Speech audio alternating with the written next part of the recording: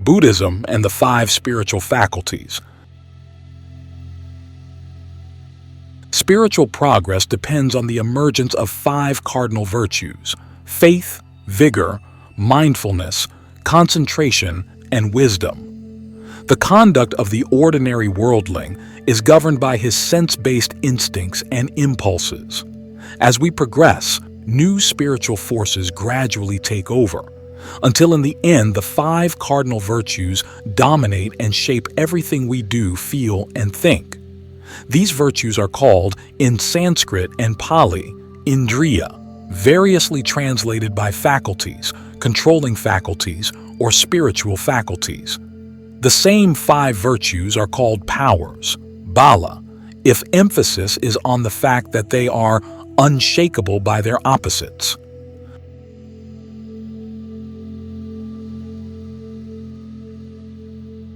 Chapter 1. Faith.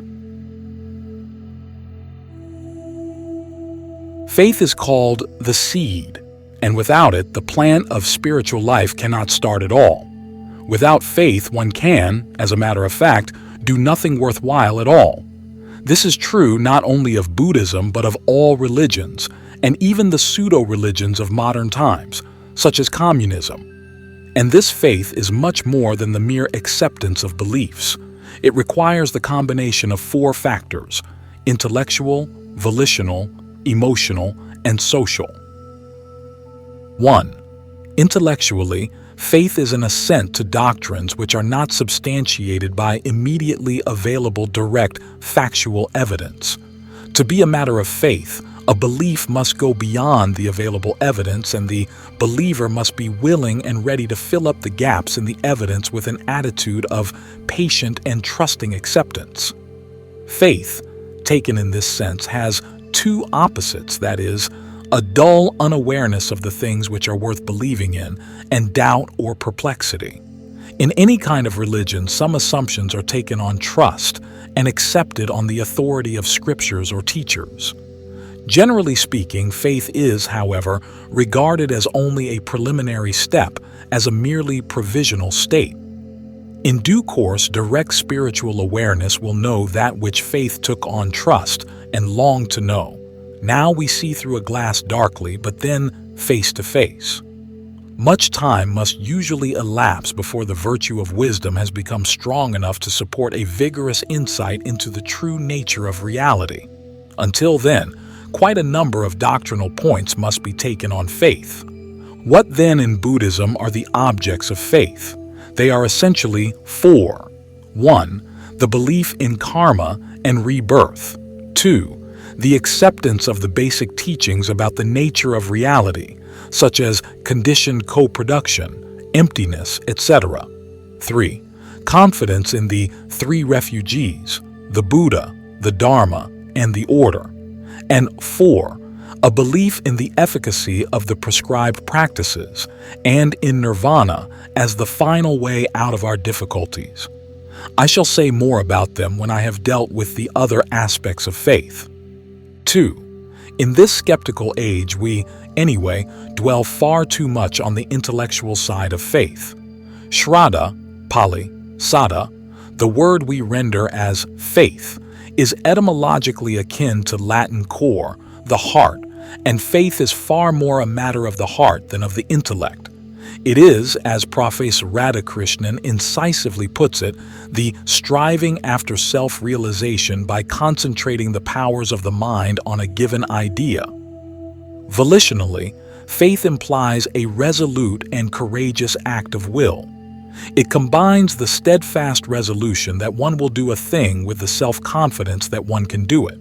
Suppose that people living on the one side of a river are doomed to perish from many enemies, diseases, and famine. Safety lies on the other shore.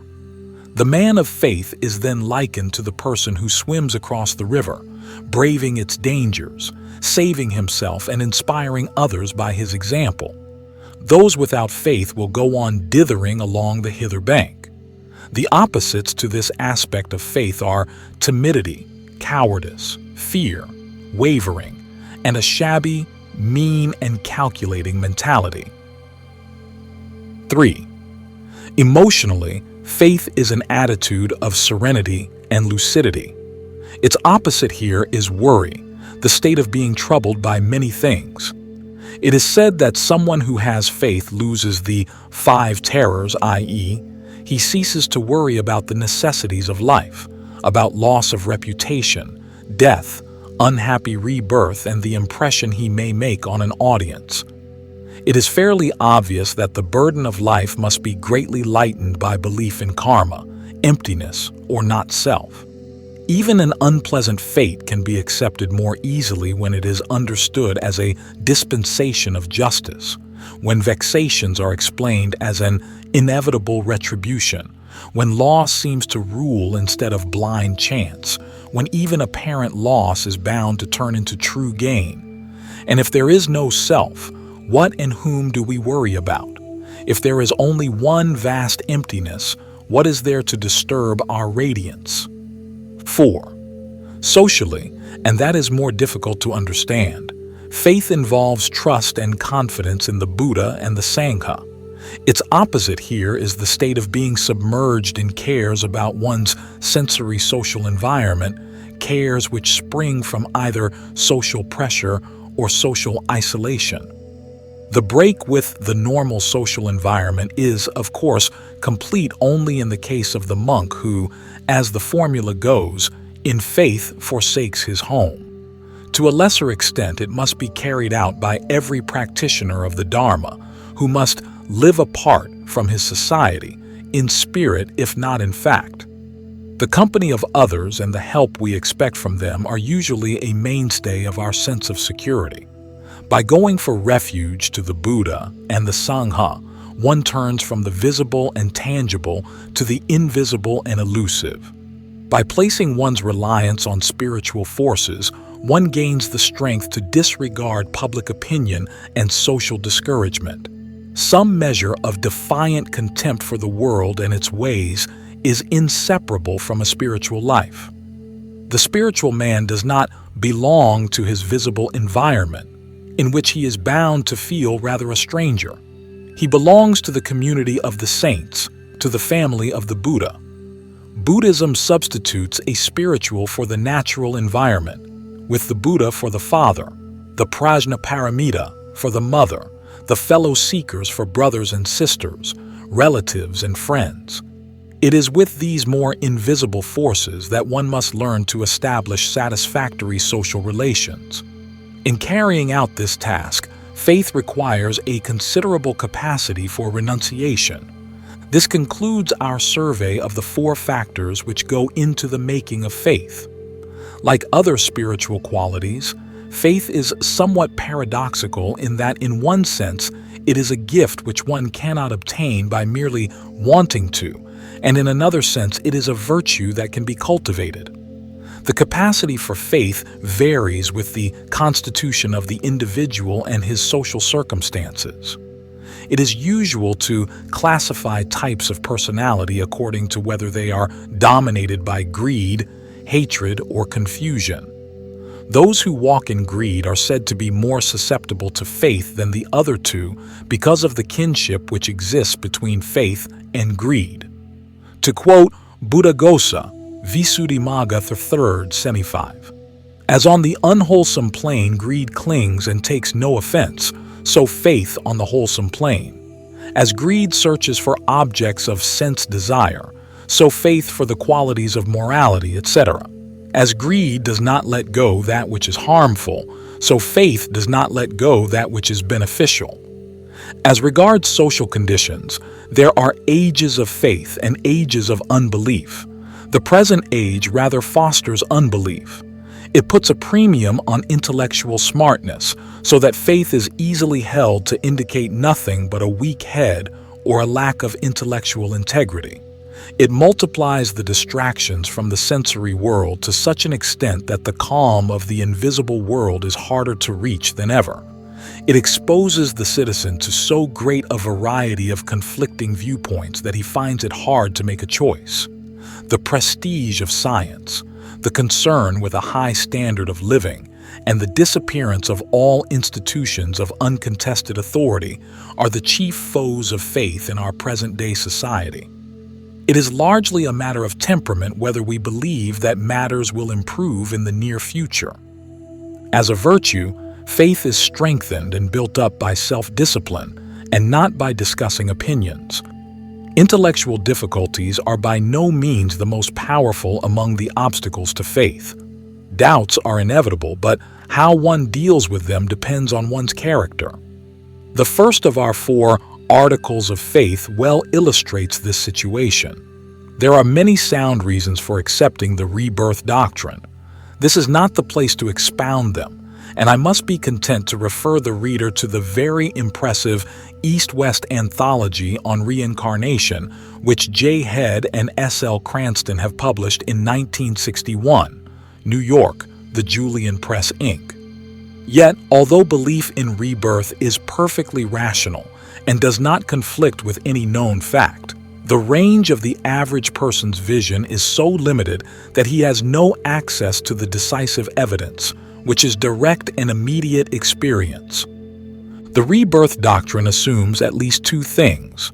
1, that behind the natural causality which links together events in the world of sense, there are other invisible chains of a moral causality, which assures that all good acts are rewarded, all bad actions punished, and 2, that this chain of moral sequences is not interrupted by death, but continues from rebirth to rebirth.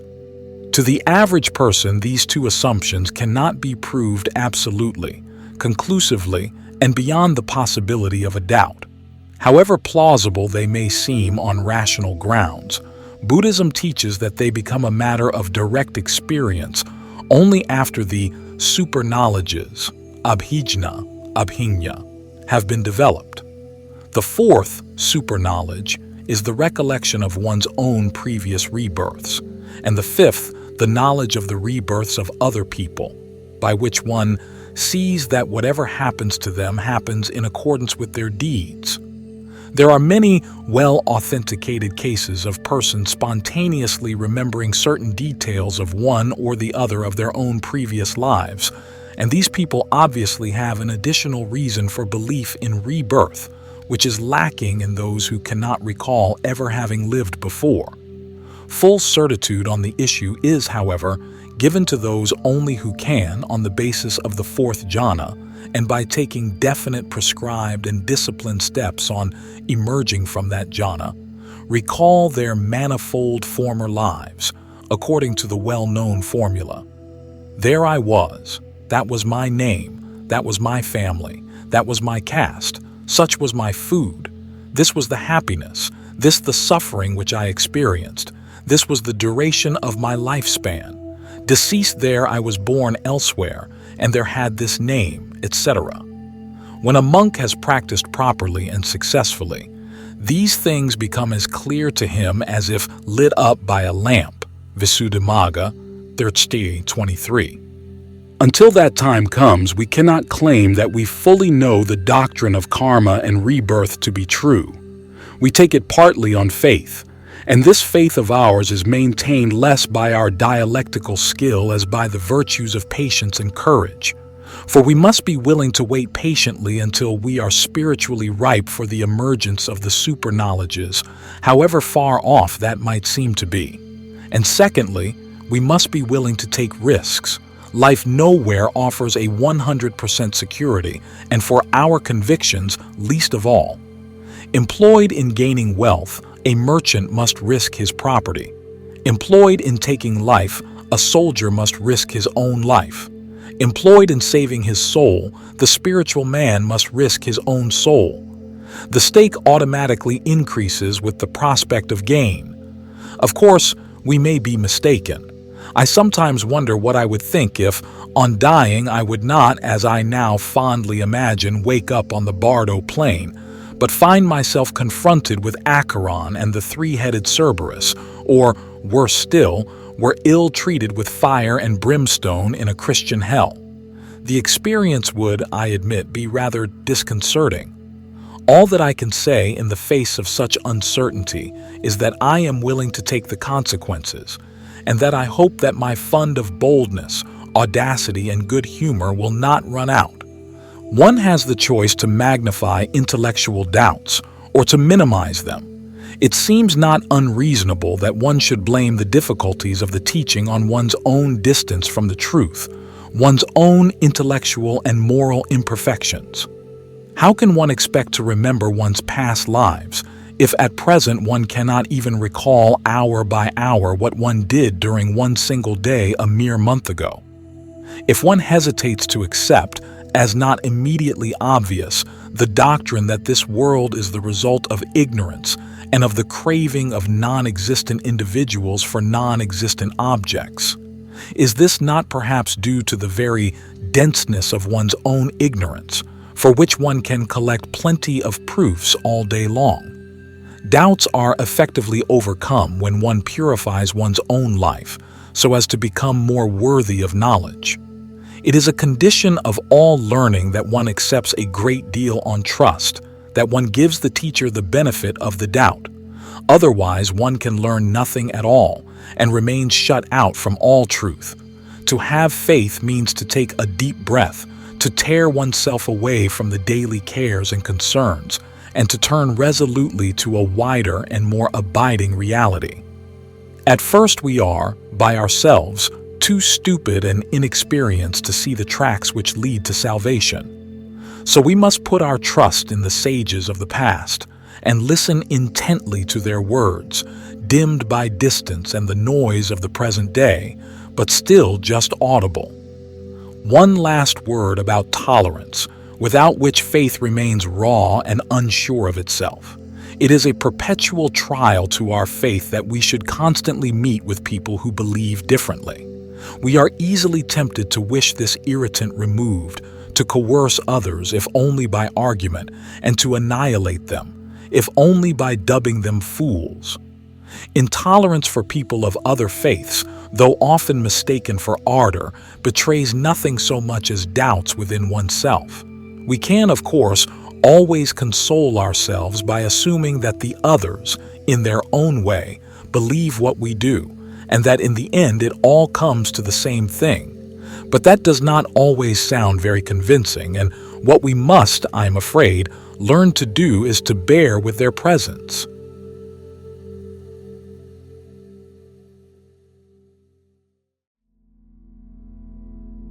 Chapter 2.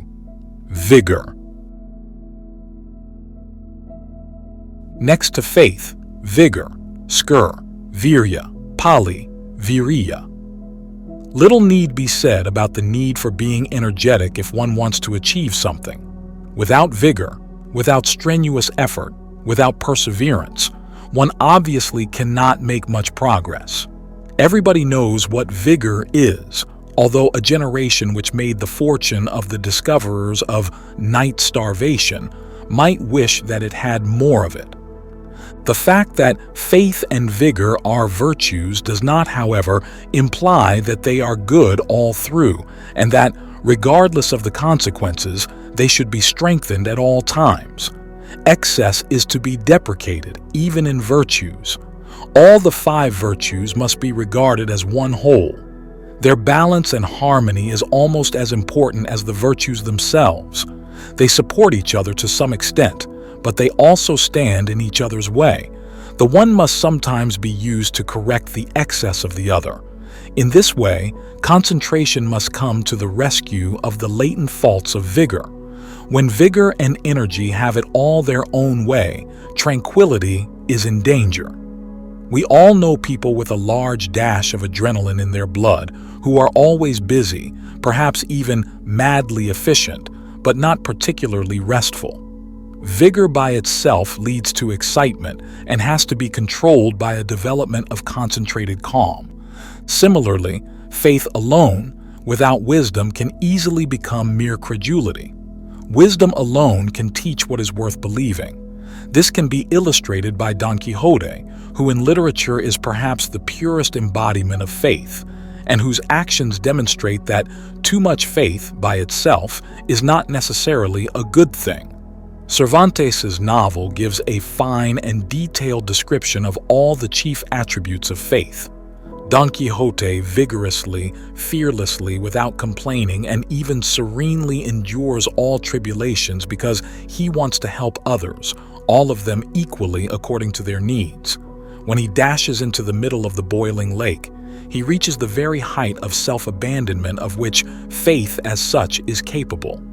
And just when he does not know what will happen to him, he finds himself among flowery fields beautiful beyond those of Elysium. His faith has conquered the senses. It transmutes the data of common sense experience, and the barber's basin becomes Mambrino's helmet. And yet, when we consider the intellectual basis of his faith, we find that it consists in nothing more than a belief in the truth and veracity of the romances, which describe the fictitious and not particularly edifying doings of the knight-errants of the past. This is the reason why his adventures form a sorry sight, why he is a caricature even of a knight of the Middle Ages, why, shorn of all common sense, faith in this case becomes slightly pathological.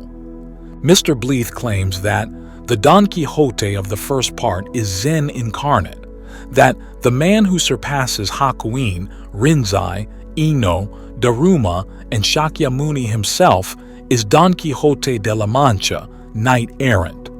Zen, it seems, like all good things, can be abused. It is not very probable that when the cloak of Zen is thrown over them, all donkeys do become tigers, all absurdities profundities. Irrationalism is not without its attractions, but can be overdone. To suggest that one scripture, one conviction, one faith is as good as another smacks rather more of the spiritual nihilism of our present age than of the wisdom of Saint San. I admit that I have always liked Don Quixote for saying that the perfection of madness does not consist in going mad for some actual reason or other, but in running mad without the least constraint or necessity. But still, I cannot help feeling that there is some difference, intangible perhaps, but nevertheless real, between the perfection of madness and the perfection of wisdom. Don Quixote's faith was a rather puerile one because he had no judgment and his vision was defective. Bleeth himself admits in the end that Don Quixote lacks the Confucian virtue of prudence, the balance of the powers of the mind, p. 210. I am not so sure about prudence, but the balance of the powers of the mind is certainly not only a Confucian, but also a Buddhist virtue, and a very essential one. Buddhaghosa, whom I am expounding here, leaves us in no doubt on this matter. What distinguishes a bhikkhu from a knight-errant is that he is essentially sober and calm, that his view of the world is sweetly rational, that he avoids violence in the pursuit of his aims, and that his estimate of his own role in the world does not greatly exceed his actual size in relation to the universe.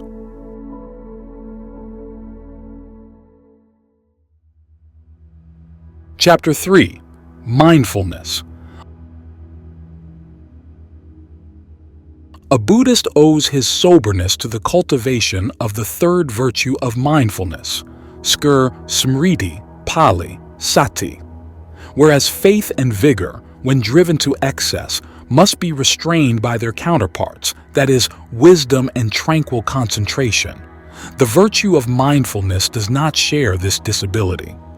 Mindfulness should be strong everywhere, for it protects the mind from excitedness, into which it might fall since faith, vigor, and wisdom may excite us, and from indolence, into which it might fall since concentration favors indolence. Therefore, mindfulness is desirable everywhere, like a seasoning of salt in all sauces, like the Prime Minister in all state functions.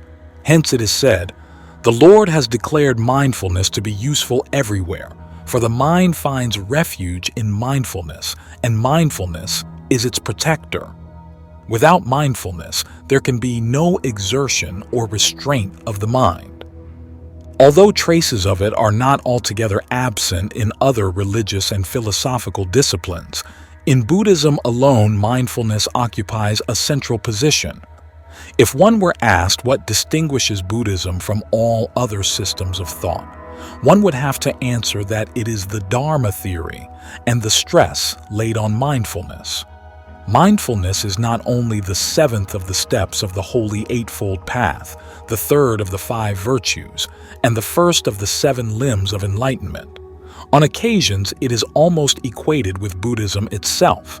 So we read at the beginning of the Satipatthana Sutta that the four applications of mindfulness are the one and only way, ekayano mago, that leads beings to purity, to the transcending of sorrow and lamentation, to the appeasement of pain and sadness, to entrance upon the right method, and to the realization of nirvana.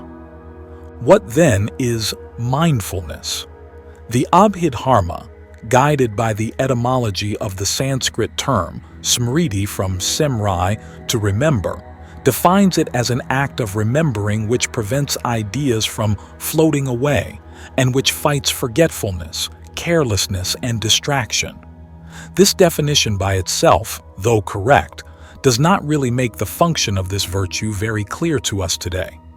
The theoretical assumptions which underlie the various practices summed up in the word mindfulness are too much taken for granted.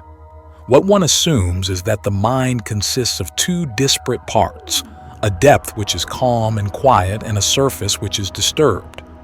The surface layer is in perpetual agitation and turmoil.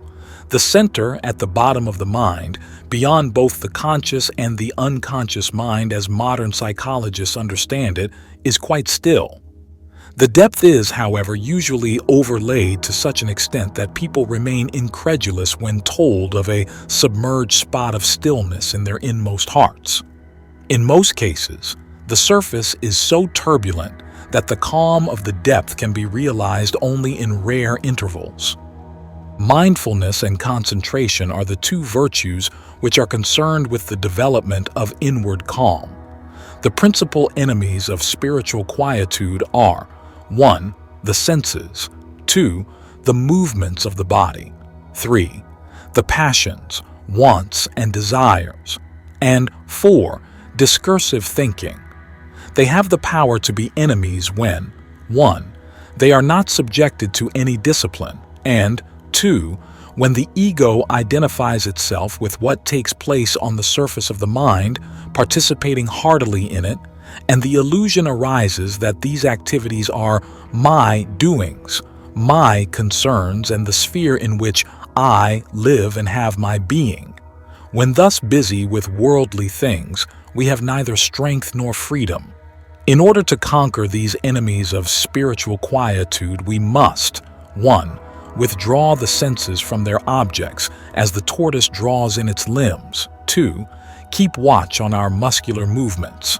3. Cease wanting anything and dissociate all wants from the ego. And 4. Cut off discursive thinking. By an effort of the imagination, one must try to see oneself at rest, floating freely, with no force exerted on one's spiritual self. The practice of mindfulness, then, is a series of efforts which aim at maintaining this isolation. Mindfulness is the name given to the measures which we take to protect the patch of inner calm, which may at first not seem very large. One, as it were, draws a line round this domain and at its boundaries keeps watch on trespassers. The expectation is that conscious attention will disintegrate the power of the enemies, diminish their number, and dissociate them from the ego. However diverse in nature the numerous exercises which come under the heading of mindfulness may seem to be, they all have in common this one purpose, that of guarding the incipient and growing calm in one's heart. 1. First, as regards the sensory stimuli, there is the restraint of the senses, also called the guarding of the doors of the senses. For two reasons, sense stimulation may disturb inner calm. 1. Because it gives an occasion for undesirable states, like greed, hate, etc., to invade and flood the mind. 2. Because attention to the sensory world, however necessary and apparently innocuous, distracts from the object of wisdom, which is the emptiness of dharmas. One cannot grasp what is meant by restraint of the sense dominance if one regards it as quite a natural thing that the mind should dwell on sense-linked objects. This is indeed most unnatural. In its natural purity, thought abides in the calm contemplation of emptiness. The mind which sees, hears, etc., is a fallen mind. The capacity of sense experience to compel the mind to act in a certain way is greatly diminished if each sensory stimulus is examined at the point where it passes the threshold of consciousness. Attention, normally passive, involuntary, and compulsive, is subjected to voluntary control. In the process of imposing some control on the senses, one will be surprised to find how keen they are to function, how eager to find suitable objects with which to feed one's impulses and instincts, one's hopes and fears, one's interests and appetites, satisfactions and grievances. It is not so bad that one should see things, hear sounds, etc., but it is a threat to spiritual health when one gets interested and entranced, when one takes up what is seen and heard and seizes on it as a sign of what matters. The practice of mindfulness is not confined to taking note of what enters the mind by way of the sense organs. One also tries to determine what is allowed to enter and to generally reduce the number of sensory impacts by restraining the use of the physical organ, for instance, when one walks with eyes directed only a few feet or yards ahead. In addition, by an effort of the will, one refuses to cooperate with one's habitual impulses in building up a mere casual observation into a thing of moment to which one returns again and again. Finally, the intruder is weakened and worn down by appropriate reflections. He is kept out of the heart and devalued, as trivial, as already past, as nothing in particular. And by thinking that this does not concern me at all, this means nothing to me, it is only a waste when salvation and nirvana are considered. 2. Secondly, as regards the muscular movements of the body, an unquiet body is a concomitant of a disturbed mind, both its cause and symptom. It is important to mindfulness that one should consciously notice the position and movement of the body when walking, eating, speaking, etc., and suppress and correct those movements which are uncontrolled, hasty, and uncoordinated. This practice can, it is true, not be carried out at all times. In London traffic, for instance, the unhurried and unflurried demeanor of the mindful has little survival value. Where, however, it can be applied, we come to cherish this exercise which pulls us together, sometimes to an amazing extent in an amazingly short time. Insignificant as it may seem, compared with the splendors of Buddhist art and metaphysics, this training is their indispensable foundation stone. It is by his dignified and self-possessed deportment that the bhikkhu is recognized. And of course, we should not forget that the mindful attention to muscular movements includes the breathing practices, which are a most fruitful source of insight. 3. Where we have to face the disturbance of the passions and of stray thoughts in general, the defense of our inward calm becomes more difficult. Mindfulness itself turns into incipient concentration. At this point, one may ask whether the practice of the 5 cardinal virtues, from faith to wisdom, is at all likely to be furthered by writing articles about them. It is, of course, not an entirely useless undertaking to guard the traditional teaching from current misunderstandings, quite apart from the pleasure of putting fleas into people's ears and fomenting discussions about the importance of faith or the value of erudition. But what about the virtues themselves? Thomas à Kempis once said that he would rather feel compunction than know the definition of it. What matters to a Buddhist is that he should be strong in faith, vigor, mindfulness, concentration, and wisdom, and what use to him is the knowledge of how they are defined. Detailed advice on how these virtues should be practiced, it is true, can never be given in articles written for the general reader. Such advice must always be addressed to one person at a time, must take their individual constitution into account, and can, therefore, be given only by word of mouth. On the other hand, if mindfulness is a virtue, then the ability to recollect one's own virtues is also a feature of the Buddhist life. And how can one attend to the presence or absence of mental states in oneself if one is unable to recognize them for what they are? The Satipatthana Sutta recommends systematic meditation on the wholesome and unwholesome mental states which arise in the mind. To quote the sutta, one knows, for instance, 1. When there is vigor, that there is vigor. 2. When there is no vigor, that there is no vigor. 3. How the vigor which did not exist came to be produced. And 4. How and under what conditions it will grow to greater perfection. Psychology is so vital to Buddhist instruction because one cannot know anything definite about the furniture of one's mind unless one is acquainted with the categories into which mental conditions can be analyzed. A mindful man is well informed about his own mental condition. His capacity for introspection is highly developed, and his interest in his own mind will not really make him self-centered as long as he remembers that he has to deal with the rise and fall of impersonal processes. In addition, in the case of the higher mental states, rational clarity is imperative if constant self-deception and wasteful groping in the dark are to be avoided. In a new country, a map is helpful so that one may know where one is. The manuals of mystical theology written by the practicing contemplatives of the Catholic Church are also rich in descriptions of the sublimer virtues. But this is not all. Where the Buddhist virtues are described for a lay audience, one must not omit to mention the all-important fact that the upper ranges of these virtues demand a reformation of the conduct of life which is greater than almost any layman is willing to undertake.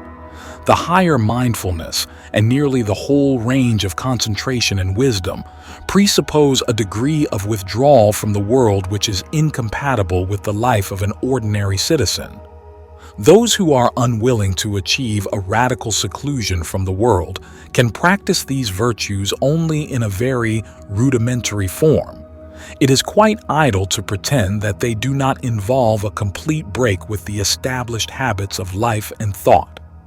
Unless we make the sacrifices involved in withdrawing from the world, we are bound to remain strangers to the fullness of mindfulness, concentration, and wisdom. But if the monastic life is a necessary condition for these virtues, why talk about them at all? Partly because it is salutary, though painful, that we should see their absence in us, and partly because they constitute the subjective counterpart of the scriptures which we read. The suttas describe the world as it appears on a spiritual level on which concentration and wisdom have come to maturity. The understanding of the scriptures is furthered by an understanding of the subjective attitude which corresponds to them. And so, although we are forced to go beyond the range of our immediate experience, and although the description tends to become more intangible as it rises to loftier heights, we will now, leaving aside the higher ranges of mindfulness, try to explain the traditional definitions of concentration and wisdom as they are handed down to us.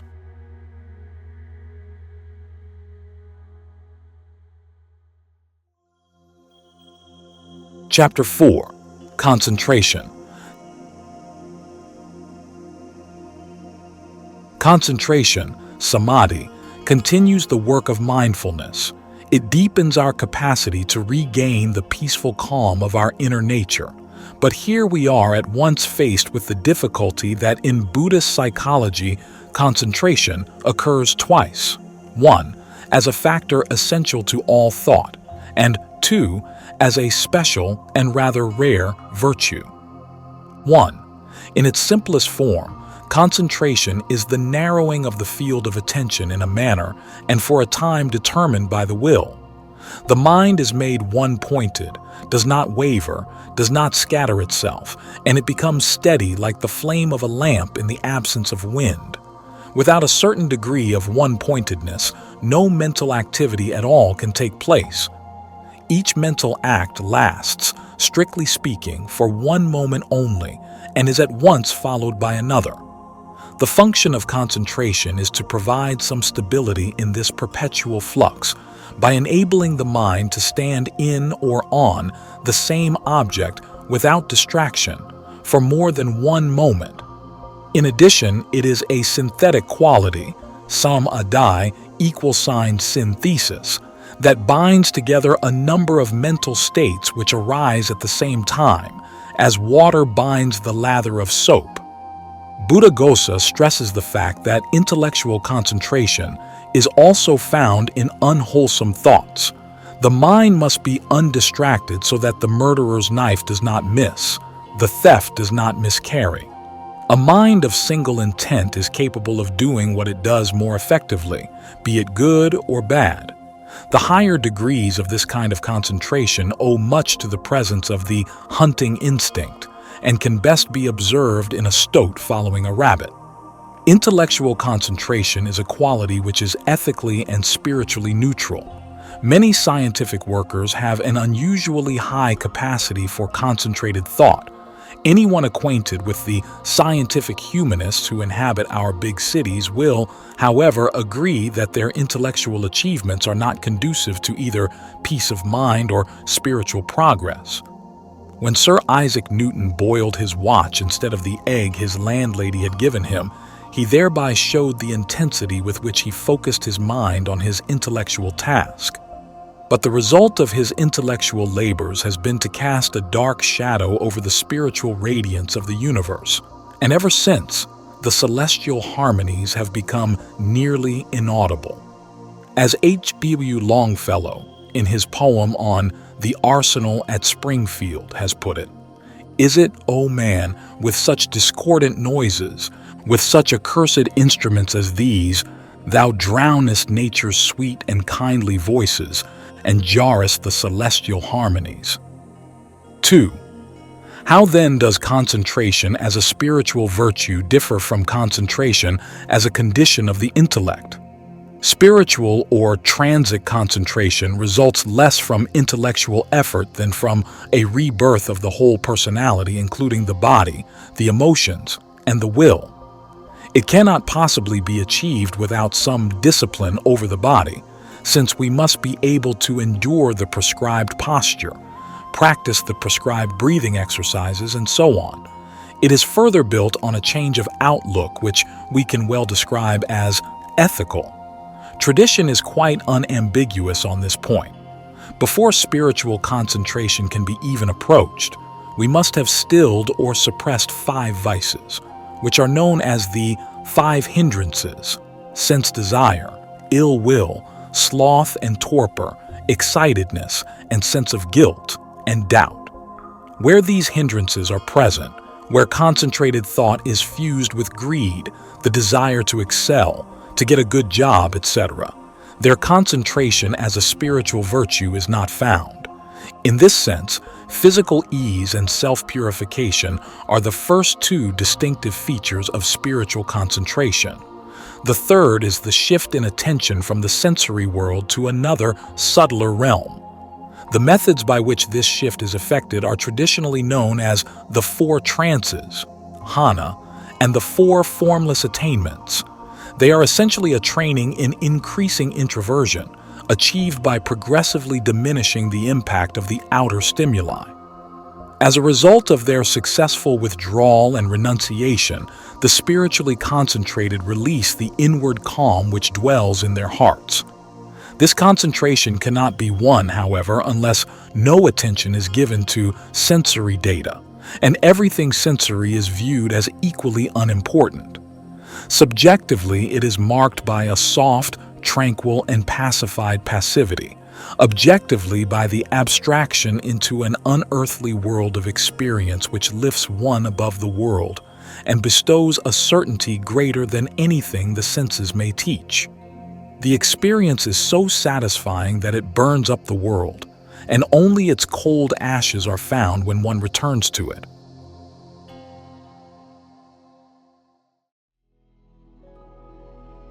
Chapter 5. wisdom. And so we come to wisdom, skur, prajna, palipanya, the highest virtue of all. Wisdom is based on concentration because of the saying, "One who is concentrated knows, sees what really is." Is concentration then an indispensable precondition of wisdom? The answer lies in distinguishing three stages of wisdom, according to whether it operates on the level of 1. Learning about what tradition has to say concerning the psychological and ontological categories which form the subject matter of wisdom. 2. Discursive reflection on the basic facts of life. And 3. Meditational development. The third alone requires the aid of transit concentration, whereas without it there can be proficiency in the first two, and the wisdom which consists of learning and reflection should not be despised. The mainstream of Buddhist tradition has always greatly esteemed learning. Our attitude to the apple of knowledge differs from that of many Christians. On the whole, we regard it as rather more nourishing than baneful. The wisdom, which is the fifth and crowning virtue, is not the wisdom that can be found in the untutored child of nature, the corny sage of the backwoods, or the self-made philosopher of the suburbs. It can operate only after a great deal of traditional information has been absorbed, a great deal of sound learning acquired. The required skill in metaphysical and psychological analysis would be impossible without a good knowledge of the material on which this skill ought to be exercised. From this point of view, learning is perhaps less to be regretted than its absence. The second stage, after learning, is reflection, which is an operation of the intellect. Even the relative beginner can greatly increase his wisdom by discursive meditations on the basic facts of life. Finally, it is on the level of mental development, bhavana, that this meditational technique reaches its maturity, and then it does indeed require the aid of mindfulness and concentration. Wisdom is, of course, only a very approximate equivalent of prajna. To the average person nowadays, wisdom seems to denote a compound made up of such qualities as sagacity, prudence, a well-developed sense of values, serenity, and sovereignty over the world won by the understanding of the mode of its operation. The Buddhist conception of wisdom is not unlike this, but more precise. It is best clarified by first giving its connotations and then its actual definition. As for the connotations we read in the Dhammasangani, on that occasion the dominant of wisdom is wisdom, understanding, search, research, search for dharma, discernment, discrimination, differentiation, erudition, expert skill, subtlety, clarity, reflection, investigation, amplitude, sagacity, a guide to true welfare and to the marks as they truly are, insight, comprehension, a goad which urges the mind to move back on the right track, wisdom, wisdom as virtue, wisdom as strength, because ignorance cannot dislodge it, the sword of wisdom, which cuts through the defilements, the lofty and overtowering height of wisdom, the light, luster, and splendor of wisdom, the treasure of wisdom, absence of delusion, search for dharmas, right view. From mere cleverness, wisdom is distinguished by its spiritual purpose, and we are told expressly that it is designed to cut off the defilements. Now to the actual definition. Wisdom penetrates into dharmas as they are in themselves. It disperses the darkness of delusion, which covers up the own being of dharmas. What then does wisdom meditate about? Wisdom may be held to concern itself with three possible topics. 1. True reality. 2. The meaning of life. 3. The conduct of life. Buddhist tradition assumes that the second and third depend on the first. In its essence, wisdom is the strength of mind which permits contact with the true reality, which is also called the realm of dharmas. Delusion, folly, confusion, ignorance and self-deception are the opposites of wisdom. It is because ignorance, and not sin, is the root evil that wisdom is regarded as the highest virtue. A holiness which is devoid of wisdom is not considered impossible, but it cannot be gained by the path of knowledge, to which alone these descriptions apply. The paths of faith, of love, of works, etc., have each their own several laws. As the unfaltering penetration into the true nature of objects, wisdom is the capacity to meditate in certain ways about the dharmic constituents of the universe. The rules of that meditation have been laid down in the scriptures, particularly in the Abhidharma, and a superb description can be found in the latter part of Buddhaghosa's path of purification. Mindfulness and concentration were, as we saw, based on the assumption of a duality in the mind, between its calm depth and its excited surface. Wisdom similarly assumes a duality between the surface and depth of all things. Objects are not what they appear to be. Their true reality, in which they stand out as dharmas, is opposed to their appearance to common sense, and much strength of wisdom is required to go beyond the deceptive appearance and to penetrate to the reality of dharmas themselves.